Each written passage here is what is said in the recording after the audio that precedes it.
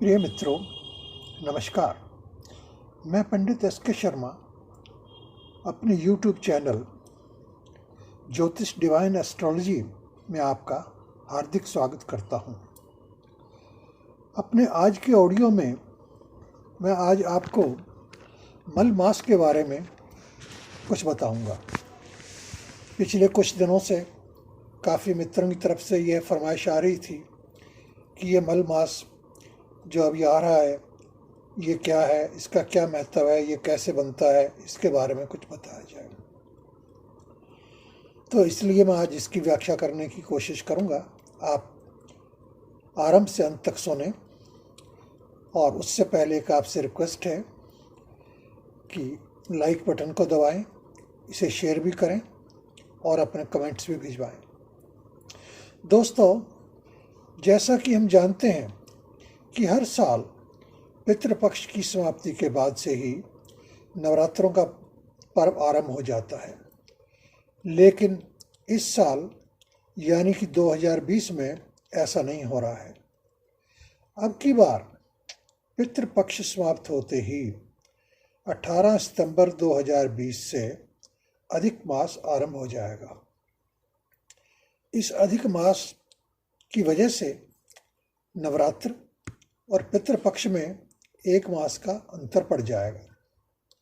अब की बार अश्विन मास में मल मास का होना और एक महीने की देरी से नवरात्रि पर्व का आरंभ होना एक अच्छा संयोग नहीं माना जाता।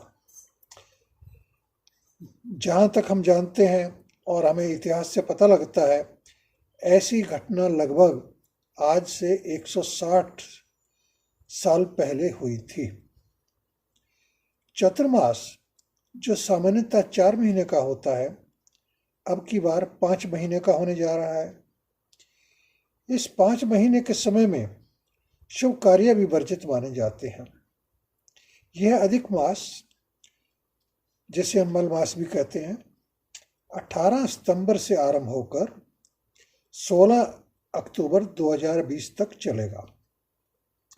इसके बाद 17 अक्टूबर से नवरात्रि पर्व आरंभ हो जाएंगे और इसके बाद देव उठनी एकादशी आएगी और चातुर्मास पूर्ण माना जाएगा। सारे शुभ कार्य जो अब तक रुके हुए हैं, जैसे विवाह, मुंडन, नवघर, मुहूर्त वगैरह वगैरह, अब से शुरू हो जाएंगे। दोस्तों, जैसा कि हम जानते हैं कि एक सूर्य वर्ष में लगभग 365 दिन और कुछ घंटे होते हैं, जबकि चंद्रवर्ष की अवधि 354 दिन होते हैं।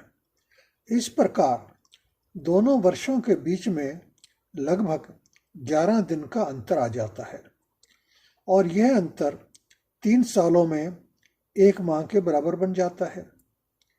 अब इस अंतर को बराबर करने के लिए 3 साल में एक बार अधिक मास आ जाता है। मल मास का ज्योतिष की दृष्टि से अच्छा विचार नहीं किया जाता और इस मास में हम शुभ कार्य भी नहीं करते हैं, ऐसी हमारी प्राचीन मान्यता है और हमारे ग्रंथों में भी इसका वर्णन किया गया है।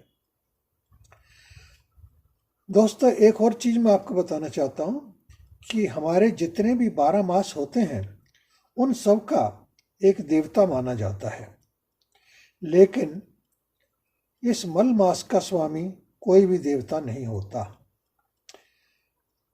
इस तरह की विपरीत स्थिति को देखकर श्री हरि ने इसका समाधान निकाला और इस अधिक मास को अपना नाम दे दिया। इसलिए इस अधिक मास, मल मास को हम पुरुषोत्तम मास के नाम से भी मानते हैं। इस मास में अधिक से अधिक धर्म ध्यान करना चाहिए। भागवत पुराण, गीता जी, रामायण, उपनिषद आदि के पाठ का विशेष महत्व माना गया है, जो कि हमारे पापों का क्षय करके मोक्ष के मार्ग को खोलता है। तो दोस्तों, यह है मल मास बनने की बैकग्राउंड। प्रभु ध्यान करने का यह बहुत ही उत्तम समय माना जाता है। इसका लाभ उठाइए और प्रभु स्मरण करते रहो। कली काल में यही मोक्ष का एक बहुत अच्छा साधन है। चलते चलते आपको एक आज का टिप भी बता दूं। कभी भी कोई काम कंडीशन या शर्त लगाकर भगवान के सामने ना मांगे कि ऐसा होगा तो मैं इतने का प्रसाद लगाऊंगा, आप ये कर देंगे तो मैं आपका ये मूर्ति स्थापना करवाऊंगा या कुछ और करवाऊंगा। इस तरह की कंडीशन प्रभु के सामने ना लगाएं, क्योंकि भगवान हमारी कोई कंडीशन मानने को तैयार नहीं होता। आप केवल ईमानदारी से अपनी प्रार्थना करते रहें और अंतर्यामी अवश्य ही आपकी पुकार को सुनेगा, आपकी बात को मानेगा, आपके मनोरथ को पूर्ण करेगा।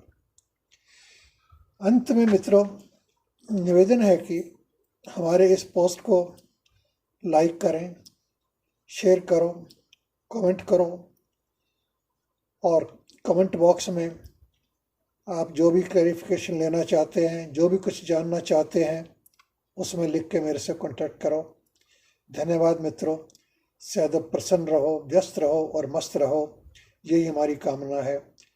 अगले पोस्ट का इंतजार करो, शीघ्र ही आएगी। धन्यवाद।